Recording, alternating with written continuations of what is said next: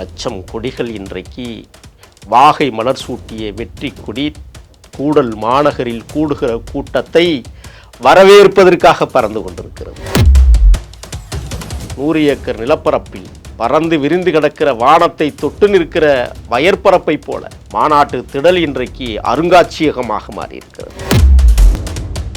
இதுவரை போடப்பட்டிருக்கிற நாற்காலிகள் 1.5 லட்சம், மீத நாற்காலிகள் வரவழைக்கப்பட்டு கொண்டிருக்கிறது. 3000 மின் விளக்குகளால் வண்ணம் ஜொலிக்கிறது கூடல் மாநகரம். பார்க்கிங் வசதியுடன் கூடிய கிட்டத்தட்ட 7000 பேருந்துகள் இருக்கக்கூடிய அளவில் கட்சியினுடைய முகைப்பிலே பெருந்தகை பேரறிஞர் அண்ணா, அதற்கு அடுத்தாற்போல் என் தலைவனை உருவாக்கிய மகத்தான தலைவன் எம்ஜிஆர் அவர்களுடைய அந்த இருபெரும் தலைவர்களுடைய படங்களுக்கு முன்னால் கையை விரித்து உலகத் தமிழர்களே வாருங்கள் ஒன்று கூடுவோம் என்று சொல்லுகிற அளவில் மாநாட்டு முகப்பில் பிரமாண்டமாய் காட்சி தருகிற அந்த கண்கொள்ளா காட்சி. 2 நாளைக்கு தமிழ்நாடு முழுக்க 100 நாள் பணியாளர்கள் வேலை நிறுத்தம். யாரும் வேலைக்கு போகல, எல்லா மாநாட்டுக்கு கிளம்புறாங்க. 2 நாள் என்ன செய்வதென்று ஒவ்வொரு பஞ்சாயத்திலையும் இப்போ யோசிச்சுக்கிட்டு இருக்காங்க. கிராமங்கள் தோறும் பேருந்துகளை வாடகைக்கு எடுத்து, அரசு பேருந்துகள் வாடகைக்கு கிடைக்க மாட்டேங்குது தெரியுமா? கொடுக்க மறுக்கிறது அரசு, தடுக்கிறது இந்த அரசு. இன்றைக்கு மக்கள் எந்த விதமான துயரங்களும் துன்பங்களும் பட்டுவிடக்கூடாது என்பதற்காக கூடல் மாநகரில் குழி தோண்டி பைப்புகளை புதைத்து இந்த மக்களுக்கு நீராதாரத்தை கொடுத்திருக்கிறார்கள் என்றால், நாம் தமிழரை சேர்ந்த சாட்டை திருமுருகன் அவர்கள் ஒரு கருத்தை பதிவிட்டு இருந்தார். என்ன அப்படின்னா, சர்க்கஸ்னு ஒன்று இருந்தால் பார்க்க நிறைய பேர் வரதான் செய்வாங்க, இது ஒரு சர்க்கஸ் கூடாரம், அதனால பார்க்கறதுக்கு ஆளுங்க வர்றாங்க அப்படின்னு சொன்னாங்க. இதை பற்றி கருத்து என்ன? இது போன்ற தருதலைகள், தற்குறிகள், இவனை போன்ற கேவலமானவர்களுக்கு நான் பதில் சொல்வதில்லை. தமிழ்நாட்டை சீர்குலைத்தவர்கள் 7 முறை 8 முறை தேர்தலை சந்தித்து டெபாசிட் இழந்தவர்கள்லாம் பேசுவதற்கு என்ன தகுதி இருக்கிறது? காலம் கனிந்திருக்கிறது, பார்த்துருங்கள். உங்களுக்கு மிகப்பெரிய இழப்பை கொடுப்பதே தமிழக வெற்றி கழகம். அதனால தான் நீங்கள் என்ன பண்ணுறீங்க, போய் முதலமைச்சரை சந்தித்து பேசிட்டு வந்ததற்கு பிறகு அங்கே உங்களுக்கு டார்கெட் கொடுத்துட்டாங்க, நீங்கள் டம்மி வேட்பாளரை நிறுத்துவீங்கன்னு எங்களுக்கு நல்லாவே தெரியும். கடைசியாக நீங்களும் போய் ஒரு கூட்டணிலான சேர போகிறீங்க, எப்படியும் ஒரு பாஜக கூட்டணி அதிமுக கூட்டணிலான போய் சேர போகிறீங்க அப்படின்னு உங்களுடைய எதிர்கால கனவு வேலையை என்கிட்ட திணிச்சா அதுக்கு நான் பொறுப்பு இல்லை. இவங்க போல அடுக்குச்சொல் பேசி, வீரவசனங்கள் பேசி, வெற்று வார்த்தைகள் சொல்லி இந்த தமிழர் நாட்டை கெட்டு குட்டிச்சோராக்கியது போதும்.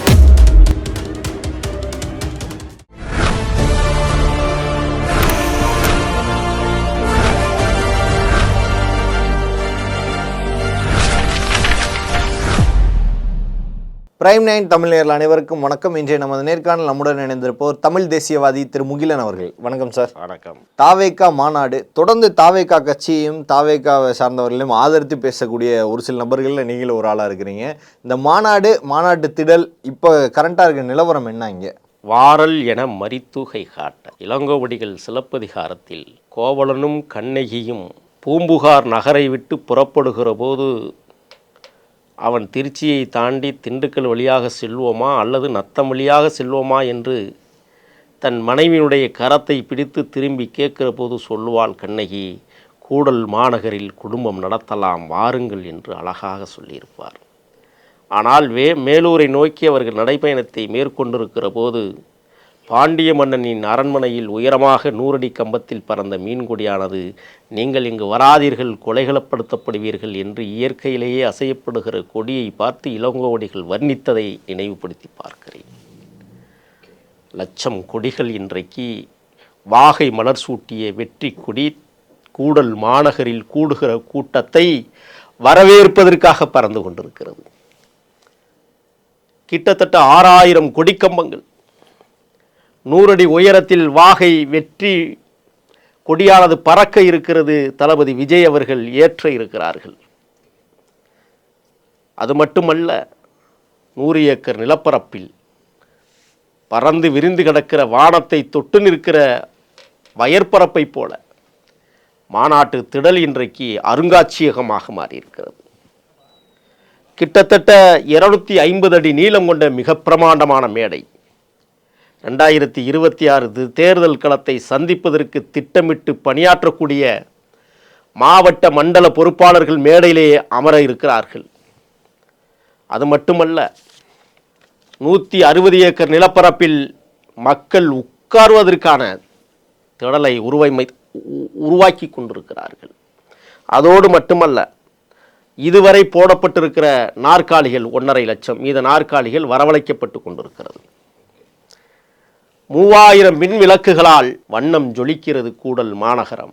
பார்க்கிங் வசதியுடன் கூடிய கிட்டத்தட்ட 7000 பேருந்துகள் இருக்கக்கூடிய அளவிற்கு 700 ஏக்கரில் மிக பிரமாண்டமாக அந்த மாநாட்டு பார்க்கிங் வசதிகள் ஏற்பாடு செய்யப்பட்டிருக்கிறது.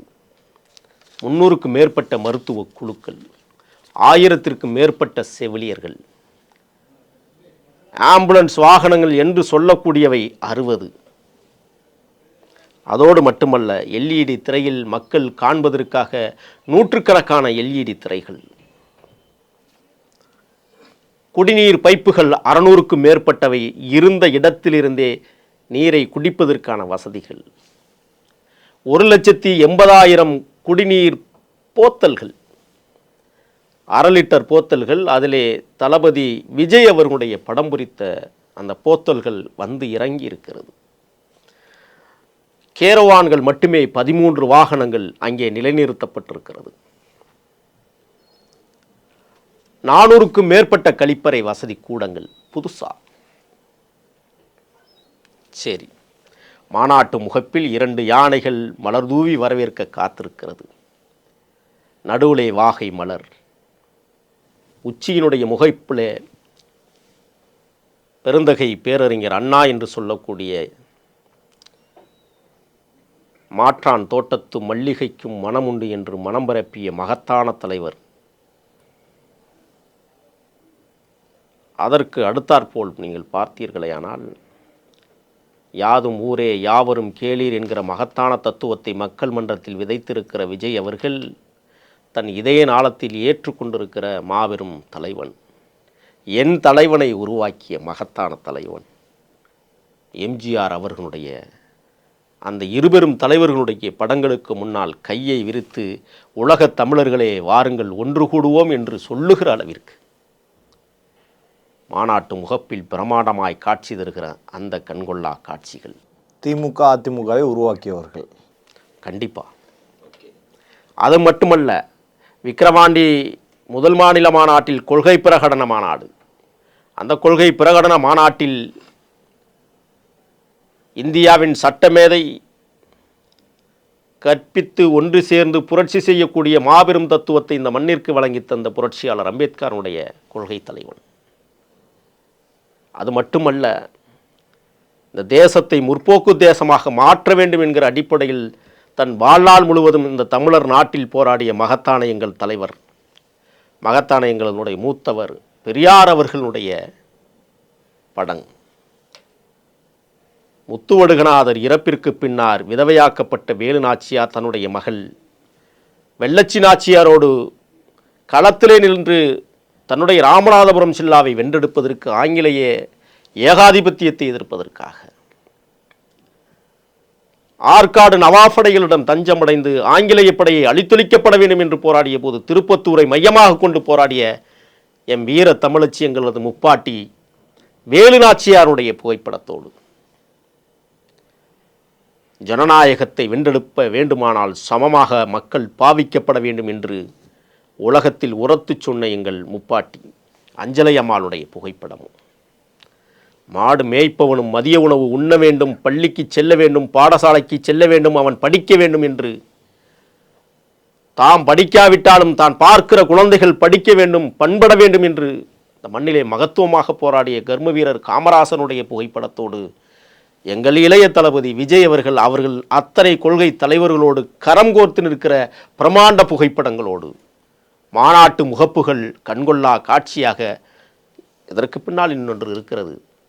மாவட்டந்தோறும் கிராமங்களில் இப்பொழுது சமையலாகி கொண்டிருக்கிறது. நான் ஒரு இடத்துக்கு தொடர்பு கொண்டேன், ஒரு கிராமத்துக்கு. கரிவேலம் காடுகள் மட்டுமே காட்சி தருகிற ராமநாதபுரம் மாவட்டத்திற்கு என்னுடைய நண்பர்கள் மட்டத்தில் தொடர்பு கொண்டு என்ன நடக்கிறது, எப்பொழுது கிளம்ப இருக்கிறீர்கள் என்று கேட்டேன். அவர்கள் சொன்னார்கள், எலுமிச்சை சோறு, புளிச்சோறு, தயிர்ச்சோறு என்று 3 வகையான சோறுகளை தயார் நிலைப்படுத்தி கொண்டிருக்கிறோம். எமது கருவக்காட்டு கிராமத்திலிருந்து கிட்டத்தட்ட 130 ஆண்கள் பெண்களோடு பேருந்து பிரயாணம் 2 பேருந்தில் நாங்கள் பயணம் செய்ய இருக்கிறோம் என்று ஒரு குக்கிராமத்திலிருந்து பேசுகிறார்கள் என்றால், 2 நாளைக்கு தமிழ்நாடு முழுக்க 100 நாள் பணியாளர்கள் வேலை நிறுத்தம். யாரும் வேலைக்கு போகலை, எல்லாம் மாநாட்டுக்கு கிளம்புறாங்க. 2 நாள் என்ன செய்வதென்று ஒவ்வொரு பஞ்சாயத்துலையும் இப்போ யோசிச்சுக்கிட்டு இருக்காங்க. என்னடா 2 நாளைக்கு வேலைக்கு வர மாட்டாங்க அப்படின்னு. அந்த அளவுக்கு இந்த வெற்றிகரமான வெற்றிக் கழகத்தினுடைய மாநாடை சிறப்பிப்பதற்காக கிராமங்கள் தோறும் பேருந்துகளை வாடகைக்கு எடுத்து, அரசு பேருந்துகள் வாடகைக்கு கிடைக்க மாட்டேங்குது தெரியுமா? கொடுக்க மறுக்கிறது அரசு, தடுக்கிறது இந்த அரசு. இந்த மாநாட்டை எப்படியாவது சீர்குலைத்து விட வேண்டும் என்பதை கண்காணித்து கொண்டு கங்கணம் கட்டி கொண்டு இந்த அரசு செயல்படுகிறது. ஏழைகள் வாழ நீ செய்த யாகம். இந்த மண்ணின் மகத்தான புரட்சி கலைஞர், தமிழர் நாட்டினுடைய எதிர்க்கட்சி தலைவர், ஏழை எளிய மக்களுக்காக தன் இன்னுயிரை தந்தவர், வாழும் வள்ளலாக இன்று வரை வாழ்ந்து கொண்டிருக்கிற புரட்சி கலைஞர் விஜயகாந்த் அவர்களுடைய பிறந்த நன்னாளில் என்னுடைய மாநாடு தமிழ்நாட்டில் சிறப்பொழிக்கும் என்று கருதிய விஜயை தமிழ்நாடு அரசு திட்டமிட்டு அந்த நாளை கொண்டாடிவிடக்கூடாது என்பதற்காக, ஒரு மாபெரும் தலைவனுக்கு மகத்துவம் சேர்ந்துவிடக்கூடாது என்பதற்காக தமிழ்நாடு அரசு, குறிப்பாக திருட்டு மாடல் அரசு திட்டமிட்டு இந்த மாநாட்டை சீர்குலைப்பதற்கான எல்லா வேலைகளையும் காவல்துறையின் மூலமாக செய்தது. ஆனால் இன்றைக்கு காவல்துறை அதிகாரிகள், காவல்துறையினுடைய நண்பர்கள் மாநாட்டு முகப்புகளையும் மாநாட்டிற்கு செய்யப்பட்டிருக்கிற ஏற்பாடுகளையும் பார்த்து அவமானப்பட்டு இருக்கிறார்கள், கேவலப்பட்டு இருக்கிறார்கள். இப்படி ஒரு மாநாட்டை நடத்துவதற்கு நாம் ஏன் அனுமதி மறுத்தோம் என்கிற அளவிற்கு அவர்கள் தன்னுடைய அவலநிலையை யோசித்துக் கொண்டிருக்கிற சூழலில் தமிழக வெற்றிக்கழக மாநாடு கூடல் மாநகரில் 30 லட்சம் மக்களை கொண்ட மாநாடாக மாபெரும் பொலிவாக தமிழர் நிலத்தில் பறைசாற்ற இருக்கிறது. இதற்கு முன்னால் நான் உங்களை கேள்வி கேட்குறேன், எந்த ஒரு மாநாடும் குழாய்களை பூமிக்கடியில் பதித்து தண்ணீர் கொடுத்த வரலாறு உண்டா? அது ஒரு விமர்சனம் வச்சுருந்தாங்க. கடைசி மாநாட்டில் தண்ணி இல்லாமல் பாத்ரூமில் தான் போய் அந்த தண்ணி குடித்ததா ஒரு இது வீடியோலாம் எடுத்து வைரல் ஆனதுக்கு, அந்த மாநாட்டில் கற்றுக்கிட்ட பாடம் தான் இந்த மாநாட்டில் இவ்வளோ பைப்புகள் ரெடி பண்ணியிருக்காங்கன்னு சொன்னாங்க. இந்த புண்ணியவான்களுக்கு நாங்கள் நன்றி கடமைப்பட்டிருக்கிறோம். மக்கள் மன்றத்தில் எழுகிற பிரச்சனைகளை எங்களுக்கு அறிவுறுத்துவதை ஏற்றுக்கொண்டவர்கள், உள்வாங்கி கொண்டவர்கள், இன்றைக்கு மக்கள் எந்த விதமான துயரங்களும் துன்பங்களும் பட்டுவிடக்கூடாது என்பதற்காக கூடல் மாநகரில் குழி தோண்டி பைப்புகளை புதைத்து இந்த மக்களுக்கு நீராதாரத்தை கொடுத்திருக்கிறார்கள் என்றால் எந்த மாநாடு இதுவரை இப்படி நடைபெற்றதுண்டா? திராவிட முன்னேற்ற கழக எத்தனையோ மாநாடுகள், ஏன் தமிழ் சங்க மாநாடுகள், தமிழர் மீட்பு மாநாடுகள் என்றெல்லாம் பொய்யான மாநாடுகளை நடத்தியவர்கள் இது போன்ற ஒரு உள்கட்டமைப்பை, உள்வசதியை ஏற்படுத்திய மாநாடுகள் உண்டா? எழுச்சி தமிழரான திருமாவளவன் வருடத்திற்கு 2 மாநாடுகள் நடத்தப்படுகிற போது கூட தண்ணீரை குழாயில் பிடிக்க வேண்டும் என்பதுதான் திட்டமாக இருந்தது. டேங்கர் லாரிகளில் கொண்டு வந்து நீரை நிரப்புவார்கள். எனக்கு தெரிஞ்சு தமிழ்நாட்டில் 2 கட்சி தான் மக்கள் மீது மரியாதை செலுத்தி மகத்துவம் சேர்ப்பதற்கு, இந்த மக்கள் எந்த விதத்திலும் மனநிலை பாதித்து விடக்கூடாது என்பதற்காக மாநாடுகளை நடத்திய 2 கட்சி, ஒன்று தமிழக வெற்றிக் கழகம், இன்னொன்று விடுதலை சிறுத்தைகள் என்பதை ஆணித்தரமாக சொல்ல கடமைப்பட்டிருக்கு. வேற எந்த கட்சியாவது இப்படி நடத்திய வரலாறுகள் உண்டா? எங்கேயாவது இவர்கள் இந்த மாதிரி திட்டமிட்டு கட்டமைத்தது உண்டா? ஏன் நீங்கள் கொடுக்கிற இந்த 2 வயது குழந்தைக்கான நெருக்கடியை அந்த 2 வயது குழந்தை பரிணமித்து இன்றைக்கு சிந்திக்க தொடங்கி இருக்கிறது என்றால், ஆற்றலாளர்கள், அறிவியலாளர்கள், பண்பட்டவர்கள், லஞ்சம் ஊழலுக்கு எதிரானவர்கள் இந்த மாநாட்டில் இப்பொழுது கலந்து கொள்ள இருக்கிறார்கள். முன்னாள் IAS அதிகாரி சகாயம் அவர்கள் இந்த மாநாட்டு திடலுக்கு வந்தே தீர்வேன் என்கிற ஒரு உள்நோக்கத்தோடு இந்த மாநாட்டு திடலுக்காக வர காத்திருக்கிறார்கள் என்பதை நான் இந்த நேரத்தில் சூசகமாக நான் உங்களிடத்தில் பதிவு செய்ய கடமைப்பட்டிருக்கிறேன். அது மட்டுமல்ல, 2026 தேர்தல் களத்தை சந்திக்கக்கூடிய மாவட்ட செயலாளர்கள் அனைவரும் மேடையிலே ஏற்றி அழகு பார்க்க இருக்கிறார்கள் தலைவர் விஜய் என்றால், தமிழர் தேசியத்திற்கு ஒரு தமிழர் ஆளுகிற முறையை, உண்மையான தமிழர் இந்த மண்ணை ஆளுவதற்கு உத்வேகத்தோடு கூடல் மாநகரில் கூட இருக்கிறார்கள் என்பதை நான் உங்களிடத்தில் சொல்ல கடமைப்பட்டிருக்கிறேன். அதாவது எல்லாருமே சொன்னாங்க மதுரை வந்து பெருசாக காட்சி அளிக்குது, நிறைய பேர் சுற்றுலா தலம் மாதிரி வந்து போய்கிட்டே இருக்கிறாங்க அப்படின்னு. இதுக்கு நாம் தமிழரை சேர்ந்த சாட்டை திருமுருகன் அவர்கள் ஒரு கருத்தை பதிவிட்டு இருந்தார். என்ன அப்படின்னா, சர்க்கஸ்னு ஒன்று இருந்தால் பார்க்க நிறைய பேர் வரதான் செய்வாங்க, இது ஒரு சர்க்கஸ் கூடாரம், அதனால பார்க்கறதுக்கு ஆளுங்க வர்றாங்க அப்படின்னு சொன்னாங்க. இதை பற்றி கருத்து என்ன? அதாவது அவர் எவ்வளோ பண்ணாலுமே அது ஒரு சர்க்கஸ் கூடாரமாக தானே. முதல்ல இது போன்ற தருதலைகள், இவனை போன்ற கேவலமானவர்களுக்கு நான் பதில் சொல்வதில்லை. காரணம், தற்குறிகள், தமிழ்நாட்டை சீர்குலைத்தவர்கள், தமிழீழ கனவை தகர்த்தவர்கள், தேசிய தலைவனை அவமானப்படுத்தியவர்களுக்கெல்லாம் நான் பதில் சொல்ல வேண்டிய இடத்தில் இல்லை. அது சர்க்கஸ் கூடாரமாக இருந்தாலும் மக்கள் மகிழ்விப்பதற்கான கூடாரமாகத்தான் இருந்ததை ஒழிய அது கேவலமாக கருதிவிட முடியாது. அப்போ சர்க்கஸ்காரெல்லாம் கேவலமானவர்களா? சொல்லுங்க பார்ப்போம். இந்த மாநாடு சக்சஸ் மாநாடு. இது சர்க்கஸ் மாநாடு அல்ல. மக்கள் மன்றத்தில் இணையெழுச்சியோடு நடைபெறுகிற உண்மை தமிழர்களுடைய மாநாடு. பொறுத்து கொள்ள முடியலவங்கனால நான் என்ன கேட்குறேன்னா, மரியாதைக்குரிய தமிழக வெற்றிக் கழகத்தினுடைய தலைவர் விஜய் அவர்கள் வார்டு மெம்பராக இருக்கிறாரா? ஏதாவது தேர்தல் களத்தில் நின்னவரா? எந்த தேர்தலையும் சந்திக்காத ஒரு தலைவன் 7 முறை 8 முறை தேர்தலை சந்தித்து டெபாசிட் இழந்தவர்கள்லாம் பேசுவதற்கு என்ன தகுதி இருக்கிறது? ஏன் பேசுகிறார்கள்? ஒரு பக்கம் திருட்டு மாடல் அரசு விஜய் அவர்களை தாக்குகிறது. இப்போ நான் ஒன்று சொல்கிறேன், கருணாநிதியை பற்றி அவமானப்படுத்தியவர்கள், கருணாநிதியை பற்றி கேவலமாக பேசியவர்கள், கருணாநிதியினுடைய பேனாவை இழுக்காக பேசியவர்கள், கருணாநிதியினுடைய பேனா சிலையை உடைக்க வேண்டும் என்று பேசியவர்கள் இன்றைக்கு ஸ்டாலினுடைய வீட்டிலே போய் தேநீர் குடித்து விட்டு கைகுலுக்கி விட்டு சந்தோஷமாக வந்ததற்கு பிறகு இன்றைக்கு விஜயை எதிர்க்கக்கூடிய இடத்தில் அவர்கள் வந்திருக்கிறார்கள் என்றால் ஸ்டாலினும் சீமானும் என்ன பேசினார்கள்? இல்லை, அவங்க சொல்கிற அதான் அவங்களுக்கும் தனியாக ஒரு கொள்கை இல்லை. அதே நீங்கள் சொன்னதான் தற்கூரிகள் கூட்டம், அணில் அவங்க எல்லாருமே தளபதி டிவிக்கே இதை தவிர அவங்களுக்கு என்ன தெரியும்னு நினைக்கிறீங்க? நீங்கள் புலிகள் கூட்டம்னு புலம்பி திரிகிறானுங்க. இது புலிகள் கூட்டம் இல்லை. பூனை கூட இந்த சுவத்திலிருந்து அந்த சுவத்திற்கு தாவும். அதை விட மோசமானவர்கள். நான் சொல்கிறேன், குழியை நோண்டி பியை பேண்டு மூடுவதை போல உள்ளவர்கள் இவர்கள்.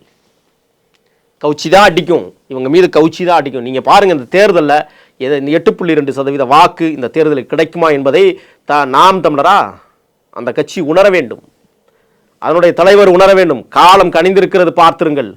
உங்களுக்கு மிகப்பெரிய இழப்பை கொடுப்பதே தமிழக வெற்றி கழகம் தான். அதனால தான் நீங்கள் என்ன பண்ணுறீங்க, போய் முதலமைச்சரை சந்தித்து பேசிட்டு வந்ததற்கு பிறகு அங்கே உங்களுக்கு டார்கெட் கொடுத்துட்டாங்க. நீங்கள் டம்மி வேட்பாளரை நிறுத்துவீங்கன்னு எங்களுக்கு நல்லாவே தெரியும். இந்த டம்மி வேட்பாளர்களின் மூலமாக ஒரு தேர்தல் வசூலை நீங்கள் தொடங்கியிருக்கிறீர்கள். இப்போ முதலமைச்சர் வீட்டிலிருந்து அந்த தேர்தல் வசூலை தொடங்கிய காரணத்தால் தளபதி விஜய் அவர்களை இன்றைக்கு இவர்கள் வசைபாடுகிற இடத்திற்கு வந்தார்கள். கொள்ளையடித்தாரா? கூட்டம் சேர்ந்து தண்ணி அடிச்சார் அவங்களை போல? ரசிகர்கள் கூட்டம் மட்டும்தான் இருக்கு, வேற என்ன இருக்கு? நான் ரசிகரா? நான் கொள்கைவாதி, தமிழீழ தேசிய கொள்கைவாதி, தமிழர்களுக்கான கொள்கைவாதி. நானே தமிழக வெற்றி கழகத்தை தான் ஓட்டு போட போறேன். என்ன எந்த பார்வையில் நீங்க பாக்குறீங்க சொல்லுங்க பாப்போம். நான் அந்த கட்சிக்காரன் அல்ல, ஆனால் அதை ஆதரித்து பேசக்கூடியவன். காரணம், இந்த 2 இயக்கங்களும் தமிழ்நாட்டின் திருட்டு இயக்கங்களாக 2 இயக்கங்களும் தமிழ்நாட்டை பால்படுத்தி வைத்திருக்கிறது. சேர்த்துதான் சொல்றேன் நான். ஆக இந்த 2 இயக்கத்தையும் தமிழர் மண்ணிலிருந்து ஒழித்து கட்டுவதற்கான வேலையை என் போன்றவர்கள் நாங்கள் இன்றைக்கு செய்து கொண்டிருக்கிறோம். அதனுடைய நீட்சி பாதை தான் தமிழக வெற்றி கழகம். அதனுடைய தலைவர் விஜய் என்று ஆணித்தரமாக சொல்லுகிறோம். உண்மை தமிழனாக, உறக்க பேசுகிற தமிழனாக, வார்த்தையிலிருந்து 2 வந்தாலும் சரி வாயில, அது பேசு பொருளாக 10 அல்ல 10 மாசங்களுக்கும் பேசப்படுகிற சொல்லாக இன்றைக்கு மாறி இருக்கிறது என்றால், இவ்வளவு பிரமாண்ட மாநாட்டில் விஜய் எவ்வளவு நேரம் பேசுவார்? பேசாமே போவார். உங்களுக்கு என்ன? கையை நீட்டினால் போதும். தமிழர்கள் மத்தியில் ஒரு மிகப்பெரிய எழுச்சி ஏற்பட்டு கொண்டிருக்கிற இந்த நேரத்தில் கூப்பாடு போடுகிறார்கள், குளுமி தழுவுகிறார்கள், கேவலப்பட்டு போய் நிற்கிறார்கள், அவமானப்பட காத்திருக்கிறார்கள். அத்தனை பேரும் இன்றைக்கு விஜய் வசப்படுறான். என்ன யோக்கியதை இருக்குது உங்களுக்கெல்லாம்? உங்களுக்கெல்லாம் என்ன சக்தி இருக்கிறது?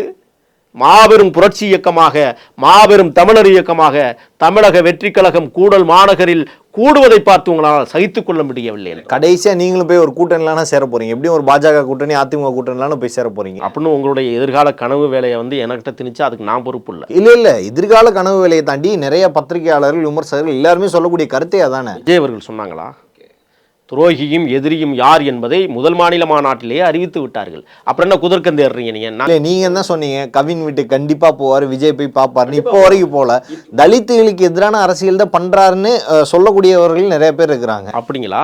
நீங்க கவின் வீட்டிற்கு செல்வது என்பது விரைவில் நடக்க இருக்கிறது. இந்த மாநாடு முடிஞ்சதுக்கு பிறகு கூட போவார், இல்லை மாநாட்டுக்கு முன்பு போகும்போது கூட கவின் அப்பாவை அம்மாவை வரவழைத்து ஆறுதல் சொல்வதற்கான வாய்ப்பு இருக்கிறது. நம்ம அதை எதிர்பார்க்கிறோம். பட் அப்படி போகலை, அப்படி பேசலைன்னா அதை நாங்கள் ஒத்துக்கிறோம். அது நிச்சயமாக ஒரு பின்னடைவை உருவாக்கும்.